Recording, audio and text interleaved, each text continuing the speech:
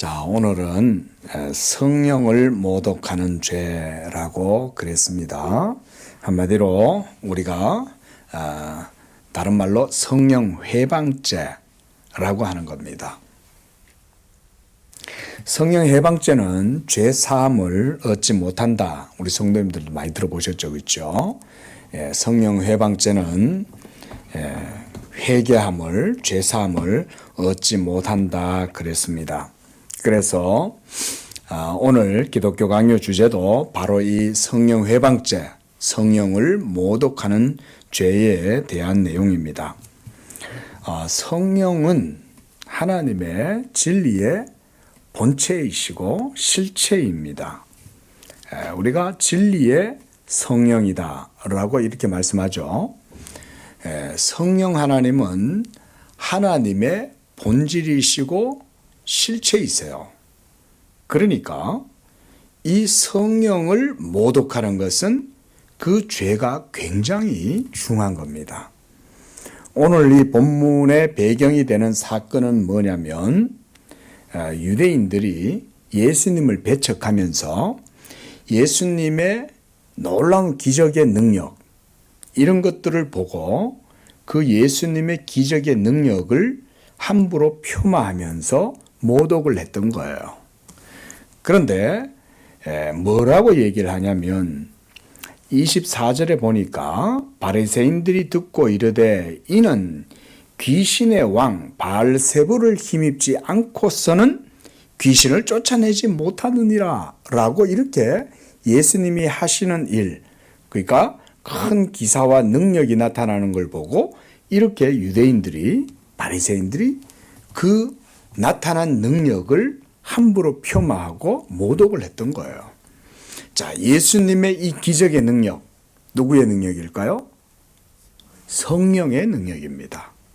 예수님의 능력이기도 하지만 성령이 예수님과 함께 하셔서 역사하심으로 그래서 예수님이 행하신 그 기사와 능력, 이적들은 바로 성령의 능력이었던 거예요.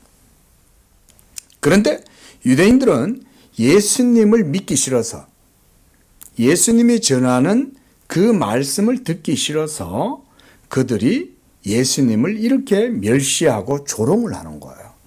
그런데 바로 그런 예수님에게서 나타난 능력이 바로 성령의 능력임에도 불구하고 그들이 뭐라고 얘기했냐면 귀신의 왕 바알세불을 힘입어서 귀신을 쫓아낸 것이다 라고 한 거죠. 자, 귀신이 귀신을 쫓아내겠습니까? 귀신이 귀신을 쫓아낼 수는 없는 거죠.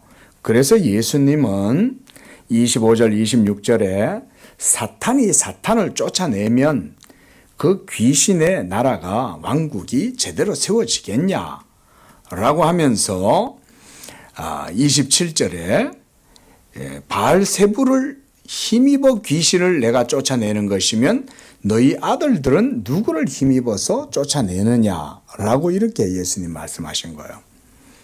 그래서 28절에 내가 하나님의 성령을 힘입어 그랬어요.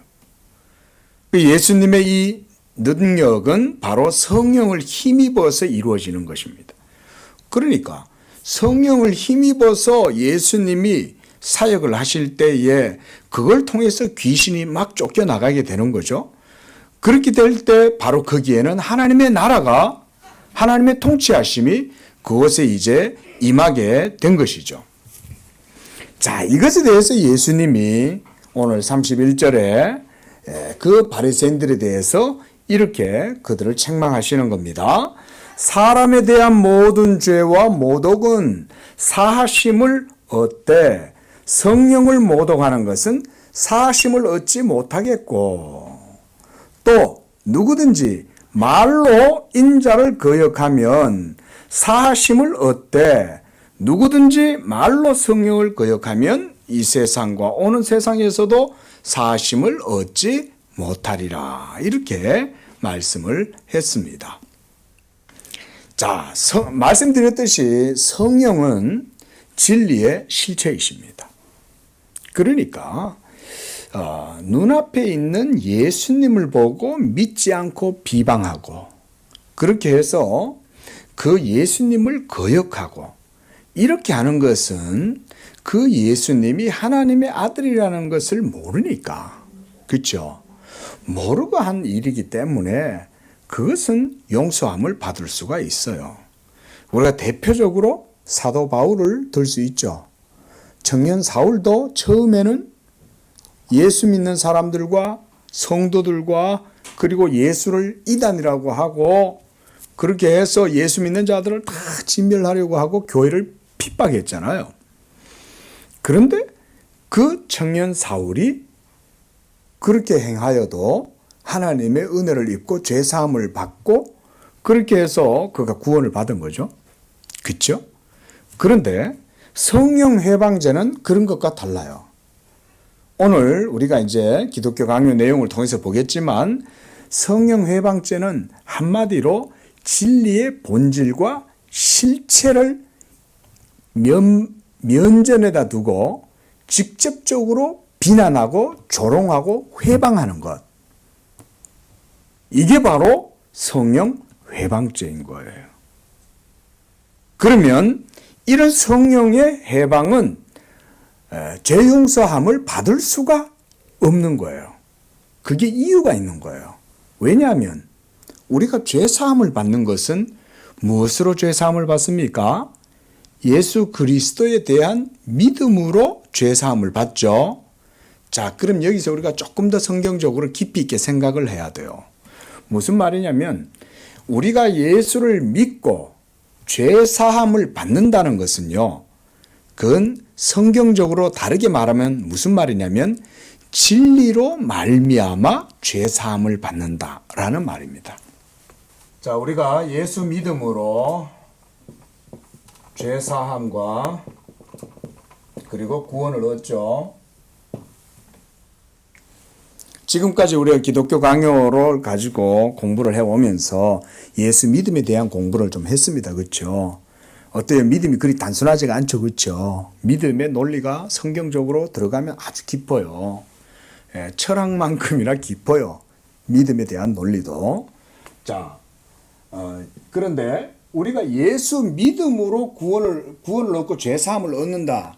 죄사함이란 말은 또 의롭다함을 얻는다는 말과 같죠? 그렇죠? 의인이 되는 거잖아요. 죄인이 의인이 되는 거지 않습니까? 그래서 의롭다함을 얻는 것.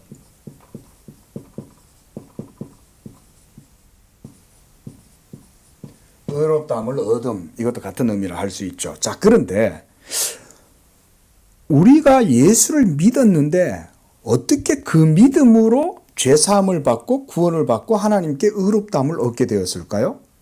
이걸 한번 곰곰이 생각해 보자는 거죠. 칼빈이 기독교 강요에서 이제 이런 걸 설명을 해 주는 거예요. 우리 칼빈한테 이제 이런 걸 배우는 거예요. 자, 이걸 다른 말로 하면 뭐냐면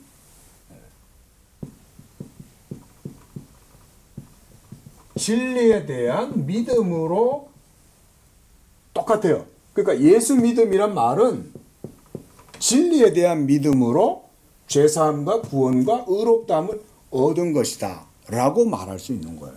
한번 따라해 볼까요? 예수 믿음은 진리에 대한 믿음. 예수 믿음은 진리에 대한 믿음과 같은 거예요. 이게 성경적인 이해입니다. 자, 믿음에 대한 성경적 이해인 거예요, 이게. 자, 요는 이거예요. 성령 회방죄는 뭘 회방하는 거냐? 성령을 회방하거나 모독하는 것. 성령을 회방하고 모독하는 것은 바로 진리를 비방하는 것과 같은 거예요. 그것도 진리의 본질, 또 실체. 진리의 본질과 실체를 그대로 대놓고 직접적으로 비난하고 모독하는 것이 바로 성령 회방죄입니다. 왜냐하면 성령은 어떤 분이시기 때문에 성령은 진리시잖아요. 성령님은 진리 그 자체세요. 우리가 구원받는 것도 성령으로 말미암아 구원받는 거죠. 우리가 예수를 믿을 때 여러분들의 이 믿음의 효력을 불러일으키는 분이 바로 성령님이시죠. 성령이 효력을 불러일으키실 때 뭘 가지고, 여러분 속에 무슨 진료를 가지고, 무슨 재료를 가지고 믿음을 불러일으키셔요? 그렇죠. 진리라는 진료를 가지고 믿음을 불러일으키시잖아요. 그런 효력을 불러일으키시는 분이 성령이신 거예요.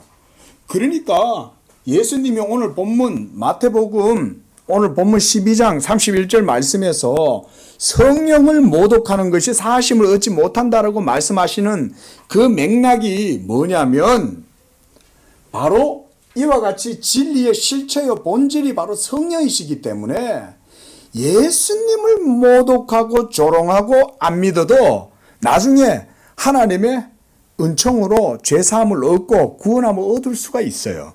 하지만 진리 그분을 모독하고 해방하고 이렇게 하는 것은 왜냐하면 진리니까. 안 그러면 우리가 진리로 구원을 얻지 못하잖아요. 아니 이 진리로 구원을 얻는데 구원을 얻게 하는 그 진리의 말씀을 모독을 해가지고 어떻게 구원을 받겠냐 이 말인 거예요. 그렇죠? 맞잖아요.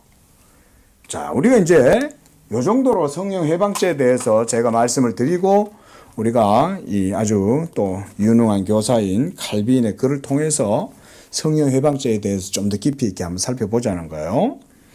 자, 22절 말씀 한번 보시기 바랍니다. 자, 22절 찾으셨죠? 자, 160쪽입니다. 그러나 이 문제를 해결하기 위해 우리는 결코 사함이 주어지지 않을 무서운 범죄의 특성, 그러니까 성령 해방죄가 뭔지를 파악해 보자 그러는 거예요. 어거스틴이죠.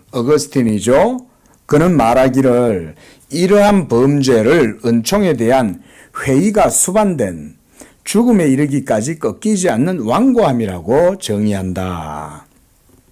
자, 이건 어거스틴의 말이에요. 자, 그러나 이런 정의는 이 죄에 대한 사함이 이 세상에서는 없을 것이라고 하신 그리스도의 말씀과 충분히 일치하지 않는다. 그 말씀이 바로 우리가 방금 읽었던 마태복음 12장 31절 32절 말씀이 있잖아요. 거기에서 주님이 하신 말씀은 성령을 모독하면 죄사함을 얻지 못한다라고 분명히 말씀했지 않습니까? 자, 근데 어거스틴이 이거를 약간 좀 달리 본 거예요. 자, 우리는 이 말씀이 헛되다고 하든지 아니면 사람은 용서받을 수 없는 죄를 이 세상에서 지을 수 없다고 하든지 둘 중 하나를 택하여야 할 것이다.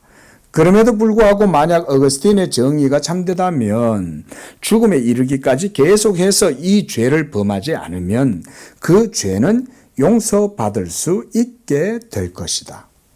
이건 성령 해방죄가 아닌 거죠. 그래 따지면. 마태복음 12장 31절에서 주님이 말씀하신 죄와 어거스틴이 말하는 내용은 좀 다른 거예요. 자, 어떤 사람들은 형제에게 부여된 은혜를 시기하는 사람은 성령에 거슬러 죄를 짓는다고 유추한다. 그들이 어디에서 이러한 입장을 취하게 되었는지 나로서는 알 길이 없다. 그렇죠. 우리가 뭐 신앙생활 하다 보면 우리가 연약하고 악해서 그렇죠. 때때로 같은 믿음의 형제를 모독하기도 하고 그러잖아요. 자, 그렇다 할지라도 그런 것 때문에 죄사함을 얻지 못한다. 이런 건 없잖아요. 그렇죠? 그때 당시에는 이제 이런 말이 있었는 것 같아요. 아마 이런 말들이 로마 가톨릭이나 이런 데서 이제 나온 것 같습니다. 자, 참고적으로 기독교 강요를 보실 때 여러분들이 한 가지 이제 유념하셔야 될 게 뭐냐면 종교개혁 당시 때 이 로마 가톨릭에 의한 이 핍박이 프로테스탄트들에 대한 핍박이 엄청났습니다. 오늘날 우리가 상상을 초월합니다. 그때 당시에는 이 종교 그리고 이 로마 교회의 권위가 굉장히 컸습니다. 그러니까 로마 교회를 거스르는 것은 말하자면 나라의 국왕의 권세를 거스르는 것만큼이나 클 정도라고 생각하시면 돼요. 그 정도로 로마 교회가 위세가 대단했던 거예요. 물론 뭐 영국이나 이런 데는 로마 교회, 교황의 권위를 배격하고 국왕이 뭐 교회의 머리다 이런 식으로 하면서 뭐 그런 경우도 있긴 하지만 유럽에는 전반적으로 로마 교회가 모두 다 지배를 하고 있었기 때문에 프로테스탄트들이 얼마나 많은 핍박을 받았는가 충분히 생각해 볼 수 있습니다. 오늘날은 그럴 일이 없죠. 오늘날은 뭐 천주교회가 개신교하고 뭐 그렇게 막 적이감을 가지고 오늘날은 그런 시대는 아니죠. 물론 뒤로는 또 틀려요. 물론 우리 성도님들 잘 모르지만 이 뒤쪽으로 안으로 들어가면 아직까지도 구교하고 신교, 그러니까 로마 우리가 가톨릭 교회라 그러잖아요. 천주교와 개신교회는요 하나 되기가 어렵습니다. 물론 WCC라고 해서 세계교회협의회라고 이 에큐메니칼 운동이라는 게 일어나 가지고 종교 통합이라든가 이런 거를 이제 뒤에서 은밀하게 주장을 하고 시도를 하는 그런 이제 시도들이 있기는 해요. 그러긴 하지만 그게 실제로는 쉽지 않습니다. 로마 교회와 하나가 되는 것은 딱 하나밖에 없습니다. 교리에서 일치를 보면 돼요. 근데 자기네들도 교리를 안 버리잖아. 하나 되기를 원한다면 그러면 교리를 하나님 성경에 따라 바르게 따르면 되지. 근데 그들은 그렇게 말하지 않죠. 너희가 우리에게서 나갔으니까 다시 돌아와라. 그럼 자기네들이 받아준다. 이런 식인 거예요. 그게 아니잖아요. 진리의 문제의 기준은 뭡니까? 성경이죠. 그렇죠. 우리 장로교회, 우리 양정교회 성도님들은 딱 대본 성경이다. 이렇게 딱 나오잖아요. 그러니까 로마 가톨릭도 그러면 모두가 다 그러면 성경으로 돌아오라 이거예요. 그래서 성경에 맞는 교리와 신앙의 고백으로 그렇게 그럼 하나를 추구해보자 라고 말하면 개신교가 충분히 좋지 라고 합니다. 근데 세계교회협의회가 WCC 이런 데서 추구하는 게 뭐냐면 교리를 따라서 성경의 신앙의 바른 고백을 따라서 신앙의 일치를 추구하는 게 아니라 그냥 다자 간에 종교 간의 대화. 그래서 너들 종교도 좋고 우리 종교도 좋고 서로 다 인정하고 뭐 이런 식으로 종교다원주의의 문을 여는 식으로 마치 포용적이고 관용적이고 뭐 자기네들이 뭔가 아주 호의를 베푸는 듯이 그런 식으로 진리의 문제에 접근해 갖고는 안 된다 이거죠. 자, 당시에는 오늘날도 그렇잖아요. 그런데 당시에는 어땠겠어요? 당시는요, 뭐 어마어마하게 잔해를 당했습니다. 뭐 지금 이 시간 여러분한테 그 핍박받았던 종교 박해에 대한 얘기들을 하면요 입에 담지 못할 정도로 끔찍합니다. 예, 제가 말씀드리지 않을 거예요. 하지만 이 당시에는 그래서 칼빈도 글을 쓸 때는 누구를 염두에 두고 글을 많이 쓰냐면 로마 카톨릭 스콜라주의자들의 그러니까 교황주의자들 이런 사람들에 대해 가지고 유념을 하고 글을 쓰는 거예요. 그리고 당시에 또 교회들을 보호해야 되잖아요. 개신교회들이 핍박을 당하다 보면 많은 사람들이 배교를 하는 사람들도 많았거든요. 그러다 보니까 이런 진리를 정확하게 누군가가 정리를 해서 책을 쓸 필요가 있었는데 그런 것들이 이제 하나님의 위대한 종들 중에 이런 사람들도 있었던 거예요. 칼빈 같은. 자, 바로 다음 이제 3권 4장으로 들어가면 스콜라주의자들에 대한 잘못된 그릇된 믿음과 회개에 대한 그 내용에 대해서도 얘기를 합니다. 그래서 우리가 그 시대가 그랬다라는 것을 조금만 아시고 여러분들이 따라와야 돼요. 그럼에도 불구하고 그게 로마 가톨릭만을 얘기하는 건 아니고 칼빈은 성경적인 신앙과 교리를 우리에게 설명을 해주고 있는 거예요. 그러니까 오늘날도 우리도 이걸 배울 필요가 있는 거죠. 그리고 또 한 가지 말씀드릴 거는 오늘날 개신교인들이라고 해도요. 가만히 보면 개신교 신앙의 영역 안에도 로마 카톨릭의 잔유물들, 잔존물들 이런 것들이요 남아가지고 있어요. 그래서 우리가 성경을 바르게 안 배우면 마치 그런 것이 진리인 양 우리가 이 비판 의식 없이 그냥 받아들일 수가 있습니다. 그래서 이런 거를 배워가지고 우리가 성경적인 개념을 바르게 좀 정리를 할 필요가 있습니다. 그래야 우리가 신앙의 길을 바르게 따라갈 수 있겠죠. 자, 계속 한번 읽어보겠습니다. 161쪽 두 번째 문단. 그러나 이제 우리는 확고한 증언들로 지지되는 참다운 정의를 주장해서 그 자체로 다른 모든 견해를 극복하도록 하자. 확고한 증언들이죠. 바로 성경의 증거를 따라서 잘못된 견해들을 극복하자는 거예요. 자, 진리가 뭔지 한번 보자. 하나님의 진리의 빛이 눈부셔 무지를 핑계할 수 없음에도 불구하고 결의에 찬 악의를 품고 진리를 거역하는 것은 성령을 거슬러 죄를 짓는 것이라고 나는 말한다. 칼빈이 여기서 이제 성령 해방죄, 성령을 모독하는 죄, 용서함을 받지 못하는 죄가 뭔지 여기서 이제 단적으로 설명을 하죠. 바로 결의에 찬 악의를 품고 진리를 거역하는 거예요. 진리가 왜냐하면 성령이 진리의 본질이고 실체잖아요. 그러니까 결의에 찬 아주 그냥 악독한 마음을 품고 진리를 거역하는 거예요. 왜냐하면 그리스도는 자기가 말씀하신 것을 설명하면서 즉시 다음과 같이 덧붙이시기 때문이다. 누구든지 말로 인자를 거역하면, 그렇죠? 말로 예수님을 거역하는 건 그건 사하심을 얻는다는 거예요. 나 예수 안 믿을래. 예수는 하나님이 아니야. 예수님은 하나님의 아들이라고 나는 그렇게 믿지 않아. 뭐 이렇게 얘기해도 나중에 죄사함을 받을 수가 있는 거예요. 그의 이유가 뒤에 이제 설명을 합니다. 자, 그런데 말로 성령을 거역하면 사하심을 얻지 못하리라. 여기서 마태는 영을 거스르는 모독 이라고 그 옆에 라틴어를 이렇게 붙여 놓으셨어요. 그러니까 영을 거스르는 모독과 그것 대신에 모독의 영이라고 기록하고 있다. 예? 마태복음 12장 31절에. 자, 그런데 아들에게 모욕을 퍼붓는 사람이 어찌 그와 동시에 성령을 회복시키지 않을 수 있겠는가?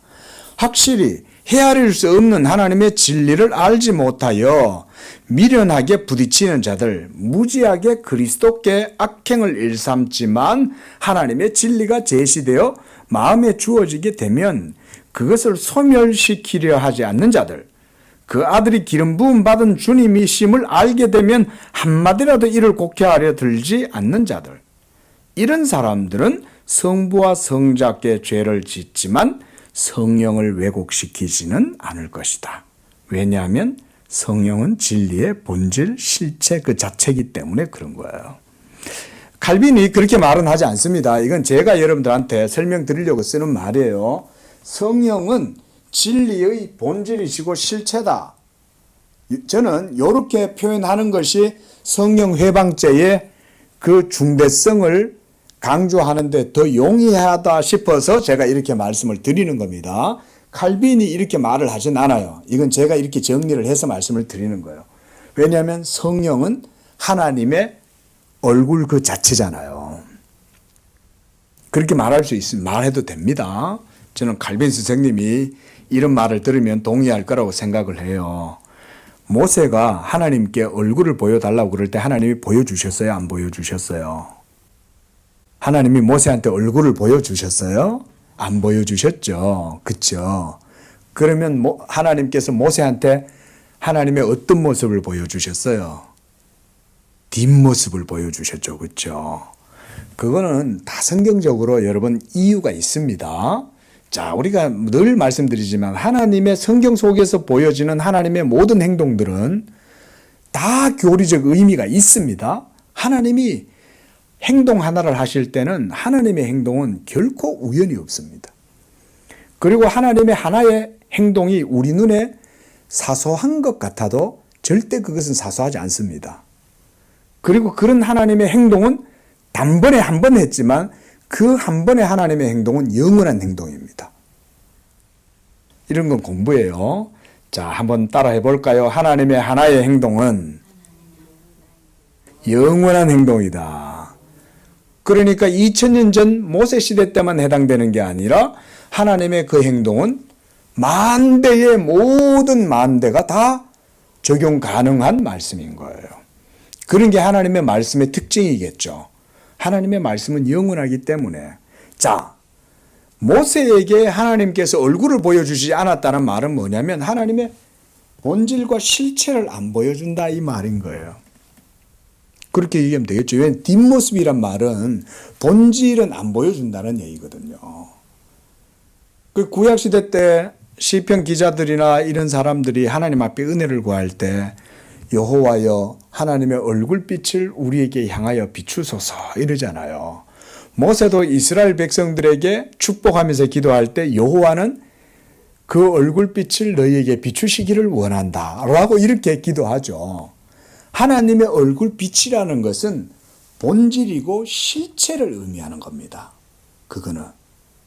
그러니까 그 얼굴빛의 실체이고 본질이라면 그 얼굴이 과연 우리에게 무엇으로 나타나겠냐 그 말인 거예요.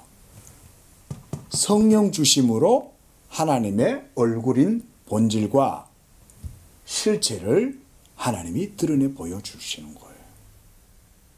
오늘날 우리는 여호와의 얼굴을 봅니다. 그런데 여호와께서 그렇다면 오늘날 신약의 시대잖아요.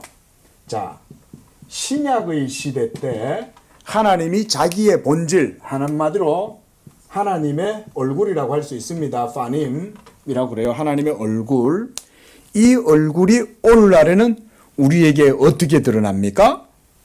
성령을 통해서 드러나잖아요. 그래서 고린도 후서에서 사도 바울이 하나님께서 그리스도의 얼굴에 있는 하나님의 영광을 아는 빛을 우리에게 비추셨다라고 말씀하죠.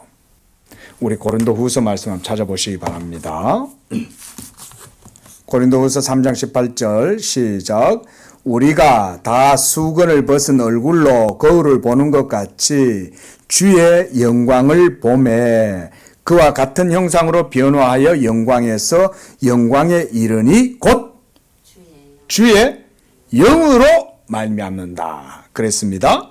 자, 또 한 번 보겠습니다. 자, 이번에는 고린도후서 4장 6절. 자, 시작.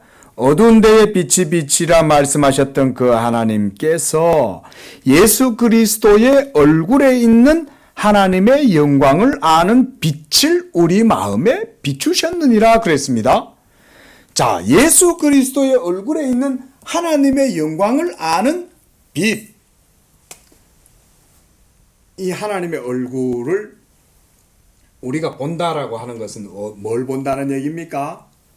말하자면 예수 그리스도의 얼굴을 본다는 거죠. 그렇죠? 예수 그리스도의 얼굴을 보면 거기에 뭐가 빛난다는 거예요? 그러니까 누구의 빛이? 네. 예수 그리스도의 얼굴을 보면 하나님의 영광을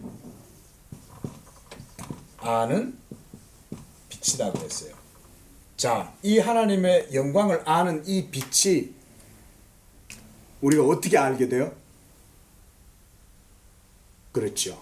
성령을 통하여 알게 되는 거죠. 그렇죠? 고린도후서가 아까 3장 17절을 우리가 안 읽었지만 우리가 18절을 읽었잖아요. 17절에 뭐라고 그래요? 주는 영이시니 그랬어요. 그리고 주의 영이 계신 곳에는 자유가 있다 그랬습니다. 그리고 우리가 수건을 벗은 얼굴로, 여기서 수건을 벗는다는 말은 율법의 수건을 벗는다는 말이에요. 그 베일을 벗어냈다 이 말이에요. 그 율법의 베일을 벗겨낼 때 그 율법의 베일을 벗겨내고 하나님의 얼굴을 본다는 거죠. 여기 보면. 그래서 얼굴을 보는 것 같이 주의 영광을 보며 그랬어요. 그 주의 영광이 바로 그리스도의 얼굴에 있는 하나님의 영광을 아는 그 빛이죠. 그런데 이 영광을 어떻게? 주의 영으로 말미암아 본다는 거예요. 예? 자, 제가 지금 성령 회방죄, 모독죄에 대해서 지금 설명을 드리고 있는 거예요, 여러분.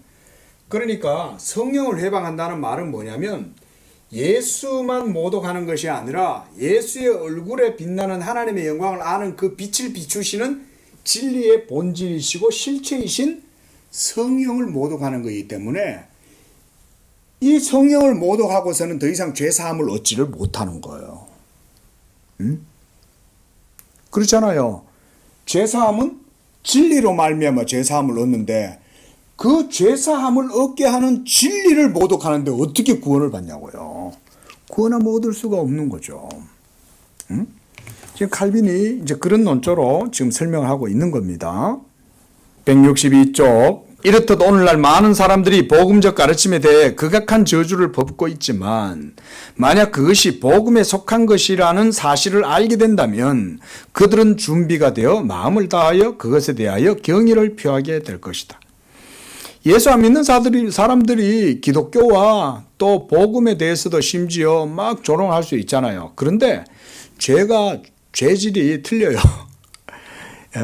예수가 하나님의 아들이라고 예수를 믿느니 나를 믿으라. 이런 건 용서함을 받을 수 있어요. 그런데 진리에 대해서 보다 더 직접적으로 비난하는 사람들이 있어요. 예수를 믿으면 구원받는다고? 하나님의 진리가 우리를 구원한다고? 이러면서 지식을 공격하는 그런 이제 불신자들이 있습니다. 그거는요, 더 중한 죄라고 할 수 있어요. 심지어 거기에서 더 나아가서 성령의 인격, 성령의 본질과 실체, 성령의 하나님의 영광을 아는 그 빛을 비추시는 이 본질과 실체가 되는 성령을 모독하는 이런 죄는 용서함을 받을 수가 없는 거예요. 그거는 더 큰 죄인 거예요. 그냥 무지해가지고 몰라가지고 떠드는 소리가 아닌 거야. 그렇겠죠? 자, 진리의 본질과 실체가 있어요, 없어요? 있죠. 자, 우리 성도님들 여기 서 있는 목사만큼 여러분들이 신학적 지식이 좀 없으셔서 뭐 깊이 있게는 모르지만 그러나 여러분들은 하나님의 진리, 하나님의 말씀, 그것이 진리고 그것이 본질이고 실체다 이런 거에 대한 믿음이 있잖아요. 그런데 어떤 무식한 자가 겁도 없이 하나님을 자기는 안 믿어. 왜 안 믿는 건 좋아. 근데 안 믿는 것을 더 넘어서서 진리 그 자체에 대한 더 깊이 있는 모독을 하고 그렇게 하면 그거는 이제 아주 중한 죄를 짓고 있는 거예요, 그 사람은. 예? 그러나 자기들이 비난하고 헐뜯는 것이 하나님의 말씀이라는 사실을 양심에 확신하면서도 이 사람이 이제 성령 해방죄예요. 보세요. 하나님의 말씀, 진리라는 사실을 양심에 알면서도 대적하는 사람도 있죠. 모르고 대적할 수도 있지만 알고도 일부러 대적하는 사람도 있는 거예요. 그것을 헐뜯는 것을 그치지 않는 자들은 성령을 모독하고 있다고 일컬어진다. 왜냐하면 그들은 성령의 역사에 따른 빛을 비추잖아요. 성령이. 이 비추시는 성령을 모독을 한다면 그는 하나님의 얼굴에다가 침을 뱉는 거나 마찬가지다 이 말인 거예요. 자, 이런 죄들이 있습니다. 자, 왜냐하면 그들은 성령의 역사에 따른 조명에 맞서 다투기 때문이다. 유대인들 중에 어떤 사람들이 그러했는데 그들은 스데반을 통해 말씀하시는 성령에 대적할 수 없었음에도 불구하고 온갖 몸부림을 치며 거역했다. 의심할 바 없이 그들 가운데 많은 사람들은 율법에 대한 열심으로 이런 일을 할 수밖에 없었다. 그러나 다른 사람들은 사악한 불경건에 빠져서 하나님 자신에 맞서 분노를 발하였던 것으로 여겨진다. 자, 우리가 대표적으로 여러분 쉽게 좀 더 설명하면 광야에서 모세를 대적할 때 그 모세를 대적하는 게 아니었죠. 사실은 모세를 대적하는 게 아니라 하나님을 대적했던 거예요. 왜냐하면 하나님께서 모세를 통해서 이스라엘 백성들에게 아주 분명한 기적을, 표적을 다 보여주셨잖아요. 그죠? 예? 모세가 말만 하면 하나님이 모세의 말도 행하시잖아요. 그러니까 그런 기사와 능력이 자기들 눈앞에 밝히 드러나고 있음에도 불구하고 그들은 하나님을 대적하잖아요. 그렇죠?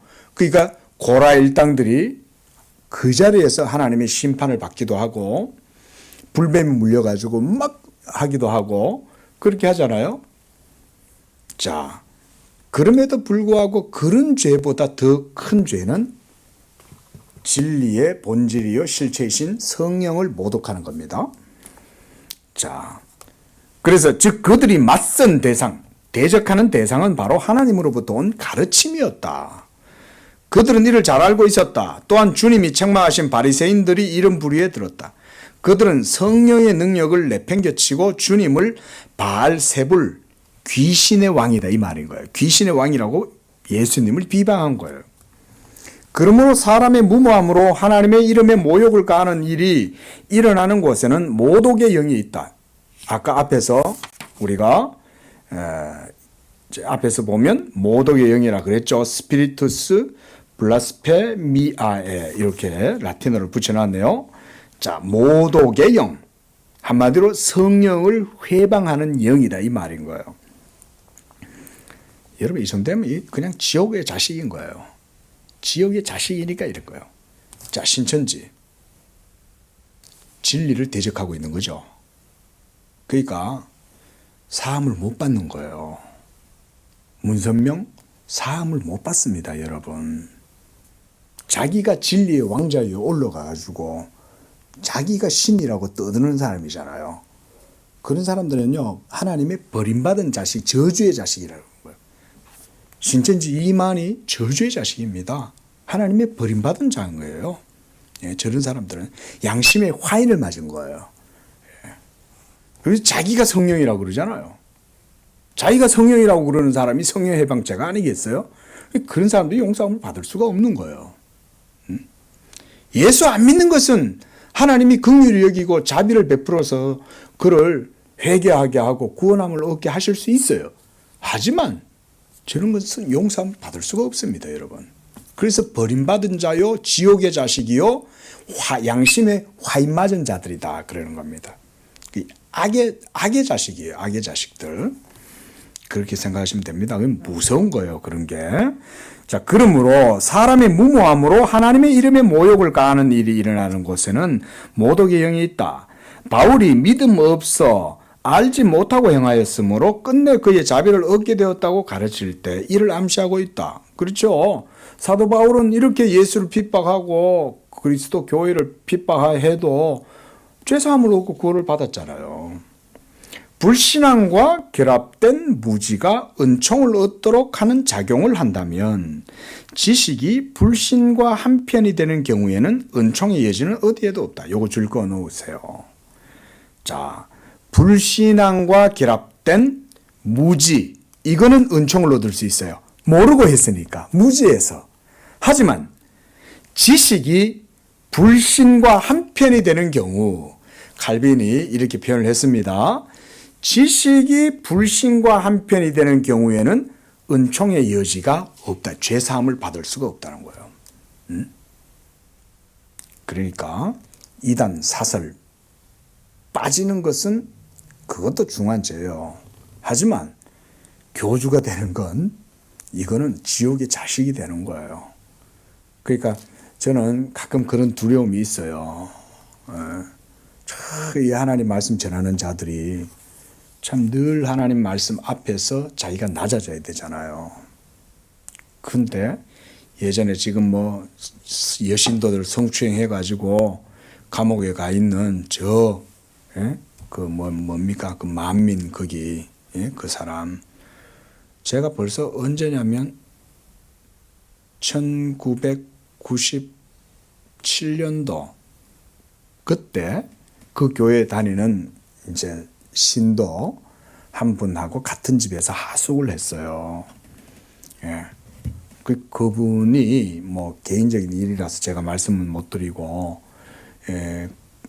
참 그분이 거기서 나중에 나오긴 나왔습니다. 참 밤마다 그 찾아와 가지고 못 나가게 하려고 그러고 하는데, 그때 제가 들은 얘기가 뭐냐면, 그 교주 그 사람이 이제 그 교육자들을 앉혀놓고 내가 너희들한테만 얘기하는데 가면서 그랬다는 거예요. 내가 성령이다 그랬다는 거예요. 벌써 그때 97년 98년 그때. 그래가지고 그걸 듣고는 이놈이 이게 미쳤구나. 그래가지고 그 밑에 그래도 정신이 조금은 그래도 제대로 박혀있는, 거기 교육자로 있던 어떤 목사가 이게 여기에는 이게 잘못됐다 이러고 나와가지고 그 사람이 그 말을 한 거예요. 그 벌써 그렇게 되면 박태서이나 다 자기가 나중에는 주님의 자리에 올라앉잖아요. 진리의 본질과 실체를 거역하는 거. 이런 거는요, 성령 모독죄. 자, 23절, 보겠습니다. 자, 그리스도의 복음의 진리를 고의로 거부하는 회개로 돌이킬 수 없는 죄. 그러나 만약 당신이 주의를 기울여 살펴본다면 사도는 한 번 혹은 두 번 하는 특별한 타락에 관해서가 아니라, 자, 중요합니다. 줄 거 보세요. 유기된 자들이 구원을 버리고 멀어지는 보편적인 반역에 관해서 말하고 있음을 이해하게 될 것이다. 자, 성령 회방죄를 짓는 사람은 그러니까 하나님의 택하신 자라는 거예요. 유기된 자들이라는 것입니까? 유기된 자. 그러니까 하나님의 자비와 은총이 애초에 없는 사람들인 거예요. 이 사람들은. 그러니까 그들은 하나님의 버림을 받았기 때문에 오히려 성령을 모독하고 하나님을 대적하는 거예요. 애굽의 바로왕 보세요. 10번이나 하나님을 대적하잖아요. 하나님이 분명히 보여주는데도 계속해서 대적을 하잖아요. 예? 바로 그들이 유기된 자들이기 때문에 그렇다. 칼빈의 관점이 이런 거예요. 왜 그들은 성령 회방죄를 통해서 용서받지 못할 죄를 짓나? 그거는 그들이 하나님께로부터 버림받은 자들이기 때문에 그런 것이다 라는 거죠. 하나님이 이런 자들에게 용서를 베풀지 아니하심은 놀라운 일이 아니다. 요한은 그의 서신에서 요한 1서 2장 19절이죠. 그들이 우리에게서 나갔으나 우리에게 속하지 아니하였기 때문이다 라고 말하는 거예요. 우리에게 속하지 아니하였나니 그래서 그들이 나갔다 그 말인 거예요. 즉 택함받은 사람들이 아니었다고 주장한다. 여기서 그는 한때 기독교를 떠났음에도 불구하고 다시 돌아올 수 있다고 상상하는 자들을 겨냥하여 말씀을 전하고 있다. 그는 이 거짓되고 위험한 견해를 버리라고 권하면서 그리스도와 교제에 대해 알면서도 그것을 자기 뜻으로 배척하는 자들은 다시 거기로 돌아가는 것이 허용되지 않는다는 더할 나위 없는 참된 사실을 말하고 있다. 여기서 말하는 배척하는 자들은 단순히 해이하고 방자한 삶을 살면서 주님의 말씀을 어기는 자들이 아니라 고의로 그의 가르침 전체를 거절하는 자들이다. 이게 성령 회방죄예요. 그러므로 맹점은 타락한다는 말과 죄를 짓는다는 말 자체의 이해에 있다. 노바티아누스주의자들은 타락한다는 것을 훔치지 말고 간음하지 말라는 여호와의 율법의 가르침을 받은 사람이 절도와 간음을 금하지 않는 것으로 해석한다. 잘못된 해석인 거죠. 죄를 지을 수 있죠. 우리는 성령의 은혜를 입었어도 지금도 여전히 율법을 거스르고 성령을 거스르잖아요. 그러나 그렇게 성령을 때때로 거스른다고 해서 우리가 복음의 은혜에서 버림을 받는다든지 탈락된다든지 그러지는 않죠. 그러니까 이제 이런 게 되게 중요한 주제인 거예요. 죄사함과 구원에 대한 문제는 굉장히 중요하잖아요. 오늘날도 이 문제 때문에 많은 사람들이 교리적인 혼란 속에서 혼돈 속에서 잘못된 길들을 걸어가는 사람들이 많습니다. 예? 목사들도 성령 회방죄라는 것을 이상하게 적용을 해가지고 이걸 잘못 듣고는 막 사람들이 겁이 나는 거야. 무서운 거야. 막 두렵고 떨게 하는 거야. 그것도 잘못된 거예요. 그런 게 아닌 거예요. 그러나 나는 이전에 언급했던 것들과 반대되는 모든 것이 반복되어야 하는 무언의 대조가 근저에 놓였다고 주장한다. 그러므로 여기에서 표현된 것은 특별한 어떤 악에 대한 실패가 아니라, 그렇죠? 어떤 악에 대한 실패가 아닌 거예요. 그게 아니라 하나님으로부터 멀어지는 전체적인 돌이킴. 다시 말하면 전인의 배교를 말하고 있다. 이런 전인의 배교는 버림받은 자들에게서 나타나는 거다. 그러므로 사도가 한번 빛을 받고, 히브리서 6장 4절 6절 말씀이에요.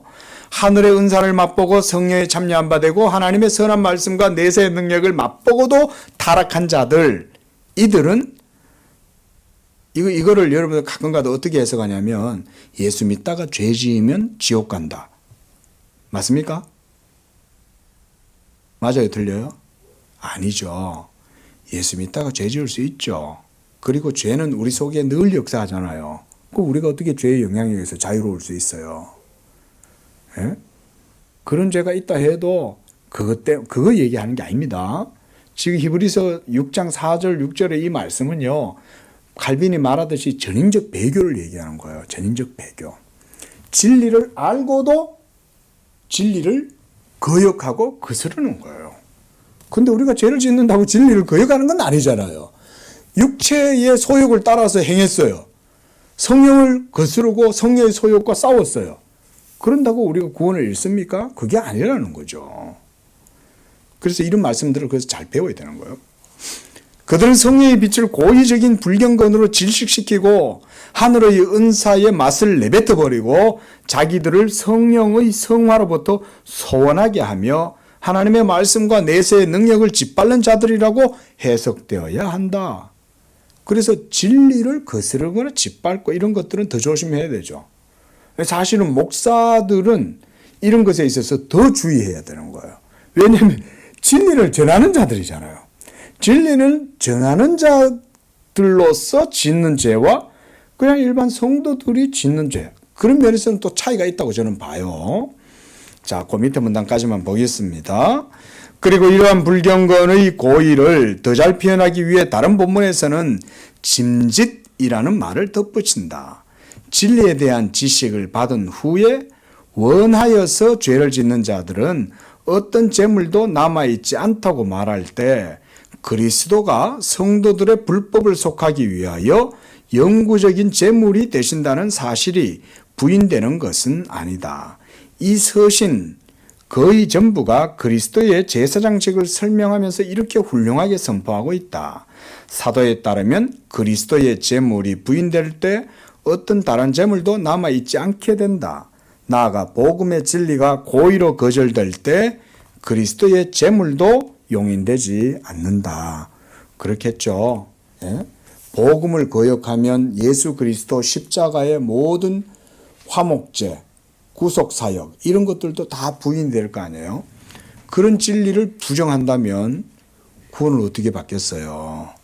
자, 오늘 여기까지 보겠습니다. 기도하겠습니다. 자비하신 아버지 하나님, 하나님의 크신 은총과 자비하심과 선하심으로 저희들을 그리스도 예수를 믿는 믿음 가운데 불러주시고 이 패역하고 어두운 시대 속에서도 하나님의 진리 가운데로 우리를 인도해 주시니 감사합니다. 하나님이시여 우리를 긍휼히 여기시고 하나님의 자비와 은총으로 함께하여 주셔서 우리에게 비추어 주신 이 진리의 빛을 우리가 거역하지 않도록 도와주시고 진리를 대적하지 않도록 하나님께서 은총과 자비로 함께하여 주시옵소서. 우리가 늘 하나님의 은총과 자비하심 가운데 거하고 그의 긍휼을 의지하고 나아갈 때에 하나님 우리가 하나님의 인자하심을 맛보게 하실 줄로 믿습니다. 이 하나님의 인자하심을 저버리지 아니하고 하나님 아버지여 고의로 성령을 거스르지 않도록 도와주시고 항상 하나님께 대한 믿음과 경외와 성령에 대한 순복과 성령의 인도하심을 따라 하나님 앞에 겸손하게 주를 따라갈 수 있는 그런 믿음이 되도록 인도해 주시옵소서. 거룩하신 예수님의 이름으로 기도합니다. 아멘.